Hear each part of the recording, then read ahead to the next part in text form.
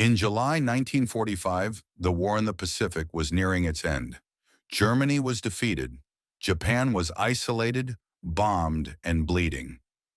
American sailors spoke openly about going home. Many believed the worst was already over. Aboard the heavy cruiser USS Indianapolis, that belief felt justified. She was one of the fastest ships in the U.S. Navy, battle-tested and respected. Her crew had survived years of war, island bombardments, kamikaze attacks, near misses that had killed others. To them, this mission felt different, quiet, urgent, unexplained. On July 16th, Indianapolis received sealed orders. No escort, no radio transmissions, maximum speed. The ship was to carry a cargo of extraordinary importance from San Francisco to the island of Tinian, deep in the Pacific. The containers were guarded at all times. Marines watched them day and night. Officers were told only what they needed to know, which was almost nothing. The crew was not informed what they were carrying. They were not told why secrecy mattered so much. They were simply told, "This mission cannot fail." The cruiser raced across the ocean, breaking speed records along the way. In just 10 days, she covered more than 5,000 miles. Engines pushed hard. Boilers ran hot. The ship vibrated with urgency. When Indianapolis arrived at Tinian on July 26th, the cargo was unloaded immediately. No ceremony, no congratulations, just silence. Within hours, the ship departed again, this time bound for Leyte in the Philippines. A routine transfer, or so it seemed. No escort was assigned.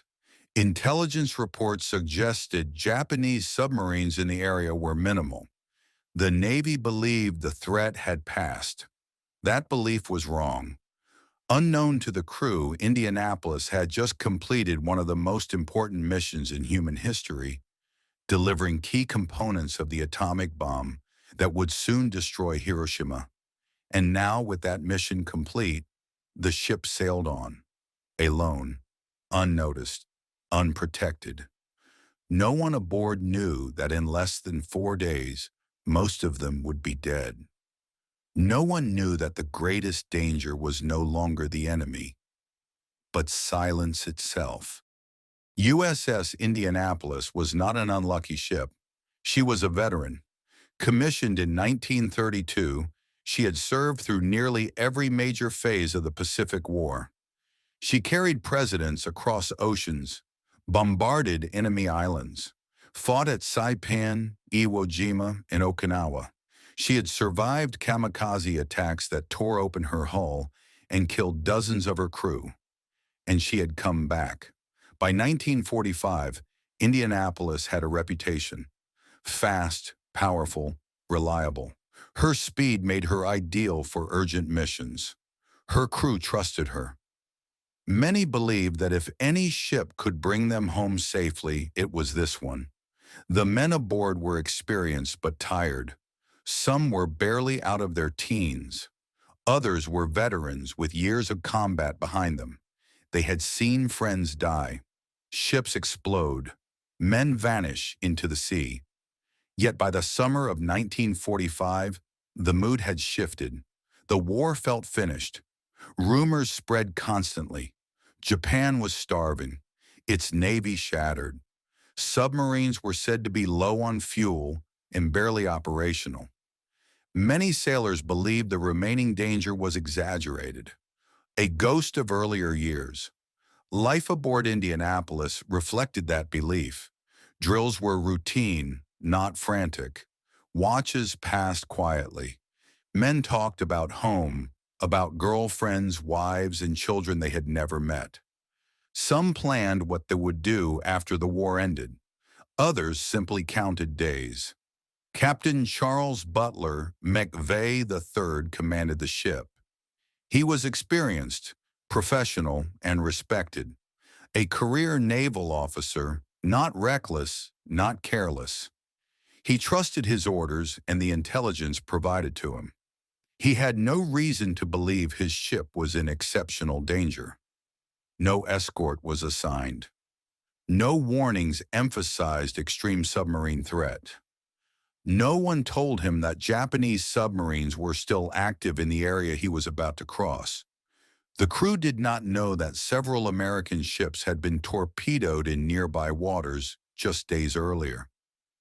That information never reached Indianapolis. Messages were lost, reports misfiled. The system failed quietly. A ship at sea depends on information. Without it, even the strongest hull is blind. As Indianapolis steamed westward toward Leyte, her crew believed they were on a routine transit, a final movement before the war's end, a quiet passage through waters that should have been safe. They trusted their ship.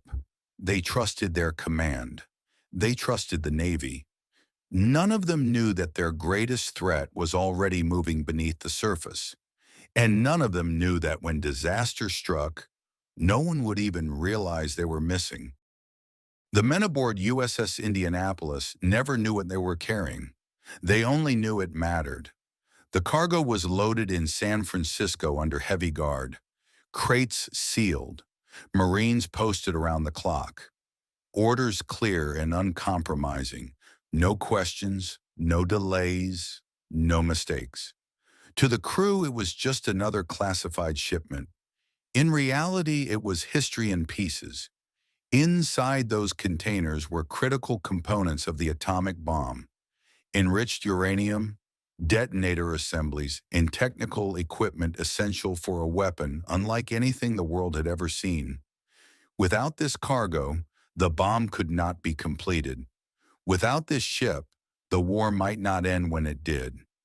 Indianapolis delivered it faster than any other vessel could have. From San Francisco to Tinian in record time, the cruiser outran submarines, storms, and distance itself. Her engines were pushed hard. Every hour mattered. Every delay was unacceptable. When she arrived at Tinian, the transfer was swift and silent. No speeches, no explanation, no recognition. The cargo disappeared into guarded bunkers and hangars. The men who handled it were sworn to secrecy. The crew of Indianapolis was ordered back to sea almost immediately.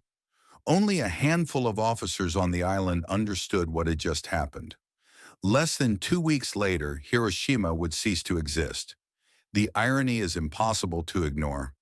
USS Indianapolis completed the mission that helped end the war, and then sailed directly into one of the worst naval disasters in American history. The ship that carried the weapon of unprecedented power was herself unarmed against what followed. No escort, no warning, no protection. The war would end because of what Indianapolis delivered, but her crew would never live to see it. They had done their duty in total ignorance of its meaning. They were not heroes in headlines. They were not told they had helped shape history. They simply followed orders, as sailors always had, and in doing so, they sealed their own fate. Because once the cargo was delivered, Indianapolis became expendable, a ship that knew too much, yet understood nothing.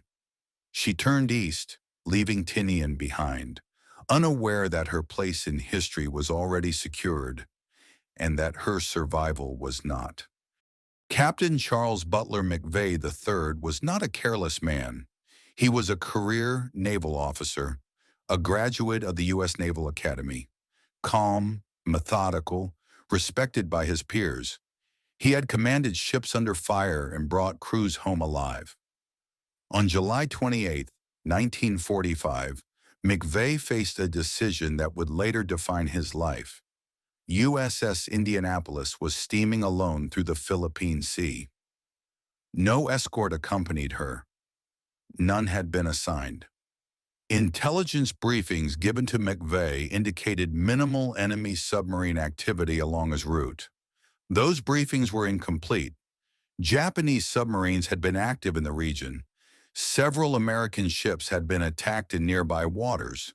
But those reports never reached Indianapolis. Messages were delayed. Others were misrouted. Some were never forwarded at all. McVeigh could only act on what he knew. Standard procedure in submarine threat waters was zigzagging, altering course periodically to complicate enemy targeting. But zigzagging was not mandatory at all times. It was left to the discretion of the commanding officer based on visibility and threat assessment. That night, visibility was poor. The sea was calm, but the sky was overcast. McVeigh judged that zigzagging in darkness would provide little additional protection while increasing strain on the ship and crew. He believed speed and steady course were acceptable under the circumstances. It was a reasonable decision based on the information he had. Shortly after midnight, McVeigh ordered zigzagging resumed intermittently, then stopped it again. The cruiser maintained her course, cutting through the darkness at 17 knots. Beneath the surface, someone was watching. McVeigh did not know that Japanese submarine 58 had crossed his path. He did not know that her commander had already identified Indianapolis as a high-value target. He did not know that torpedoes were being prepared. No warning reached the bridge. No sonar contact was reported. No aircraft patrolled above. The ocean was silent. History would later reduce this moment to a single question. Why wasn't the ship zigzagging? But that question ignores everything else. It ignores missing intelligence. It ignores the absence of escort. It ignores the Navy's failure to track the ship's progress. And it places the weight of catastrophe on one man, standing alone on a dark bridge, making decisions with imperfect information. Captain McVeigh believed he was doing his duty. Within hours, that belief would cost him his ship, his crew, and eventually his peace. By the summer of 1945, the Imperial Japanese Navy was dying. Its carriers were sunk, its fuel reserves nearly exhausted, its pilots gone. But beneath the surface, a few hunters still roamed. One of them was submarine I-58. Commanded by Lieutenant Commander Mochitsura Hashimoto, I-58 represented Japan's final gamble at sea. She was large, long-range, and heavily armed, a veteran of the desperate final phase of the Pacific War. Hashimoto knew the truth Japan no longer admitted publicly. The war was lost, but his mission was not to win the war. It was to keep killing. I-58 carried conventional torpedoes, but she also carried something new. Kaiten, manned suicide torpedoes. Weapons born not from strategy, but from desperation. Young volunteers crawled into them, knowing they would never return. Hashimoto distrusted them. They were unreliable, hard to aim, dangerous even to the submarine that launched them. He preferred traditional torpedoes. Proven, accurate, merciless. On the night of July 29th, I-58 was running on the surface in the Philippine Sea, recharging batteries under cover of darkness. Her lookout scanned the horizon constantly, knowing that American aircraft could appear without warning. Then just before midnight, a silhouette appeared, fast, large, unescorted. Hashimoto immediately recognized an opportunity. Through his optics, the target looked like a battleship or large cruiser. He could see the superstructure clearly. He estimated speed, calculated course, watched patiently as the ship unknowingly crossed into his firing solution. This was not rage, not revenge, not fanaticism. It was professionalism. Hashimoto submerged and maneuvered into position with precision. He rejected the Kaiten option without hesitation. This target did not require desperation, only skill. Inside I-58, torpedo crews prepared their weapons in silence. Gyros spun up. Depth settings adjusted. Every man aboard understood that this might be their last successful attack of the war. Hashimoto waited. He waited for the angle, for the distance, for certainty. Above him, USS Indianapolis sailed on, unaware that history was converging beneath her hull. Two ships, two commanders, both doing their duty. Only one would survive the night. Just after midnight on July the 30th, 1945, the sea was calm. USS Indianapolis cut through the darkness at steady speed. The bridge was quiet. Watches were routine. No alarms sounded. No warnings reached the crew below. At 12:14 a.m., the night exploded. Two torpedoes from I-58 slammed into the starboard side of the cruiser with devastating force. The first struck near the bow, detonating beneath the forward magazines. The second hit amidships, tearing open fuel tanks and machinery spaces. The explosions were massive. A column of fire rose into the sky. The ship shuddered violently. Decks buckled. Compartments vanished in seconds. Men were killed instantly, vaporized by heat and pressure before they could even react. Power failed across the ship. Inside Indianapolis, chaos erupted. The bow collapsed downward as seawater poured in uncontrollably. Fires raged through the interior. Fuel oil ignited, flooding passageways with thick black smoke. Communications were lost almost immediately. There was no time. Captain McVeigh rushed to the bridge, realizing within seconds that the damage was fatal. The ship was already listing heavily. The forward section was gone. Pumps were useless. Damage control teams were overwhelmed before they could organize. No distress signal was sent. The explosion had destroyed radio equipment and antenna systems. Indianapolis vanished from the world in silence. Orders to abandon ship came too late for many. In just 12 minutes, the cruiser rolled sharply to starboard. Men scrambled across tilting decks. Some jumped. Others were thrown into the sea as the ship capsized. Lifeboats could not be launched in time. Most were destroyed by the blast or trapped by the list. Hundreds of sailors entered the water with nothing but life jackets. Many without even that. At 12:27 a.m., USS Indianapolis was gone. The ocean closed over her stern. The last lights disappeared beneath the waves. More than 300 men went down with the ship. Above the wreck, the sea returned to silence. I-58 slipped away undetected. Hashimoto watched the explosions fade, certain he had sunk a major American warship.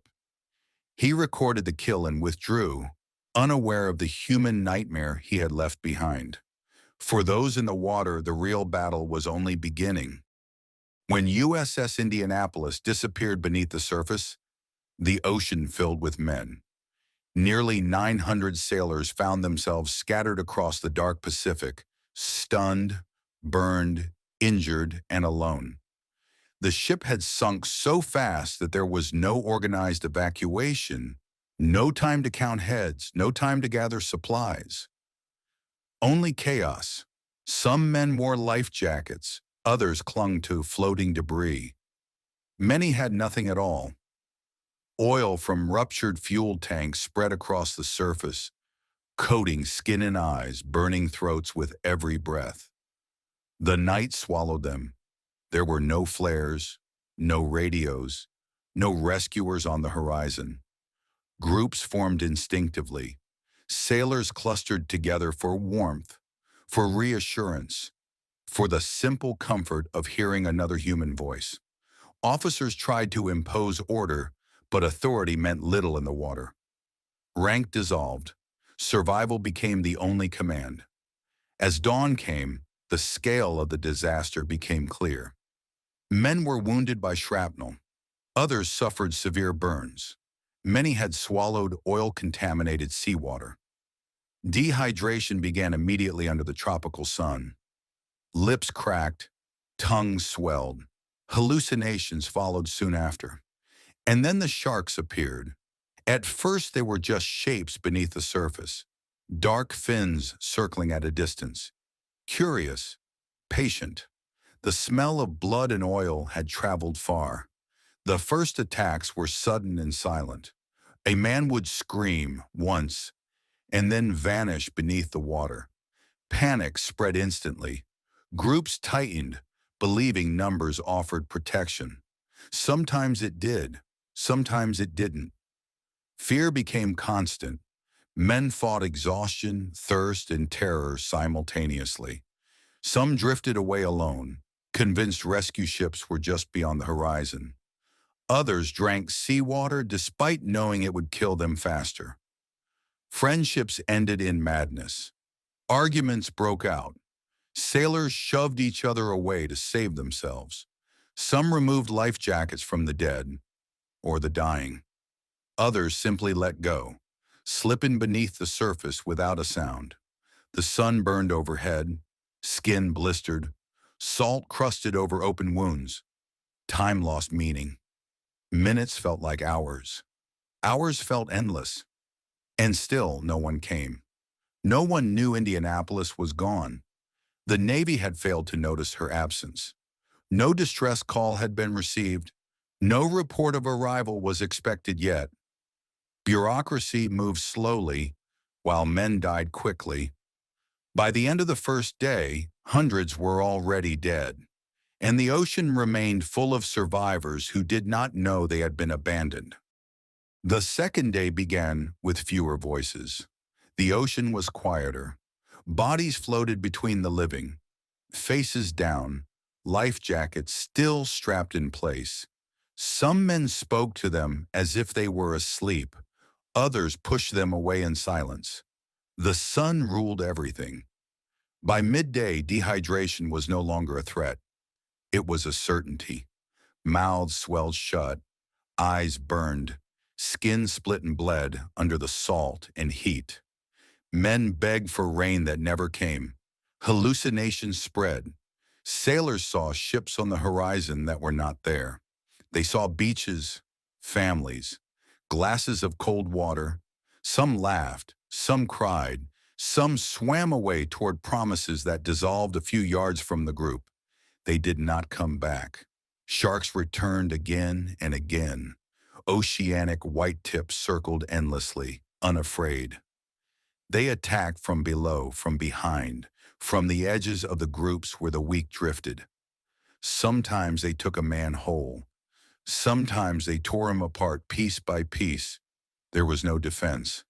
Kicking only attracted attention. Splashing meant death. Silence became survival. By the third day, discipline collapsed. Men drank seawater despite knowing it would kill them. Within hours, they were delirious, violent, or unconscious. Friends restrained them. Sometimes they had to let go. Life jackets failed. The cork-filled vests absorbed water, growing heavy. Some slipped off. Others pulled men underwater as exhaustion set in. Those who could no longer keep their heads up simply sank. The ocean claimed them quietly. On the fourth day, hope was almost gone. Only small clusters remained. Survivors no longer spoke of rescue. They spoke of home, of mothers, of wives, of unfinished lives. Some prayed, others stared at the sky in silence. And then by chance everything changed.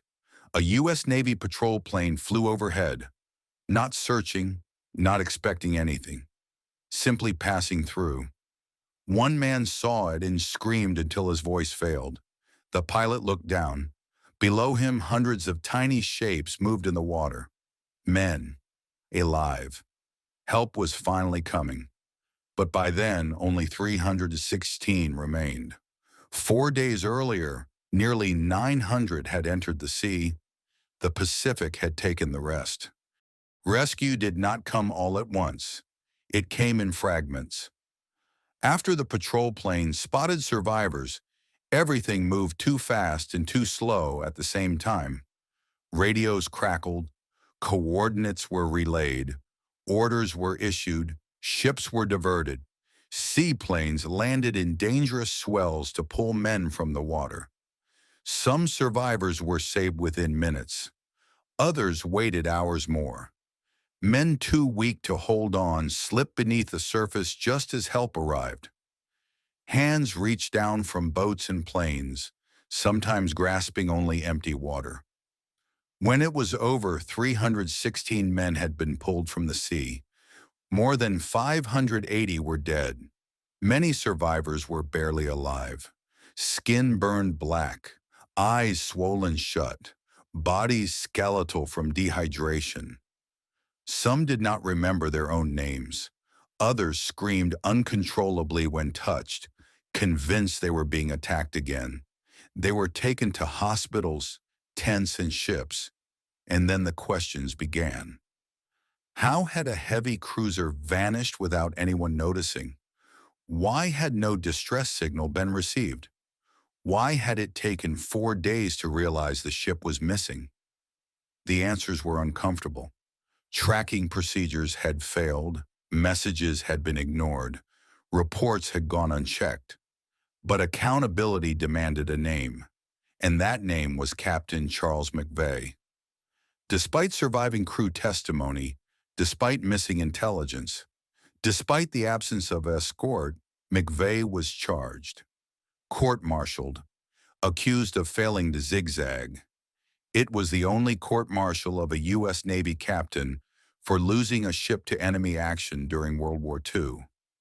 Even more damning, the Navy called Mochitsura Hashimoto, commander of I-58, to testify. The enemy captain stated clearly that zigzagging would not have saved Indianapolis. The submarine was already in position. The attack would have succeeded regardless. It did not matter. McVeigh was found guilty. The sentence was light. The judgment was permanent. For the survivors, the verdict felt like betrayal. The Navy moved on. The war ended days later. Parades filled the streets. Victory drowned out tragedy, but McVeigh carried the weight alone. Letters arrived for years, anonymous, accusatory, calling him a murderer, blaming him for sons who never came home. In 1968, Captain McVeigh ended his life. He left no note, only silence. For decades, the story of USS Indianapolis ended in silence. The war moved on. New conflicts replaced old ones.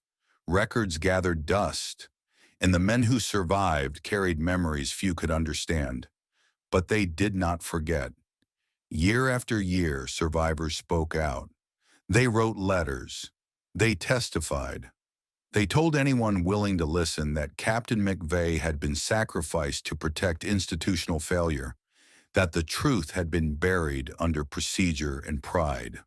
For a long time, no one cared.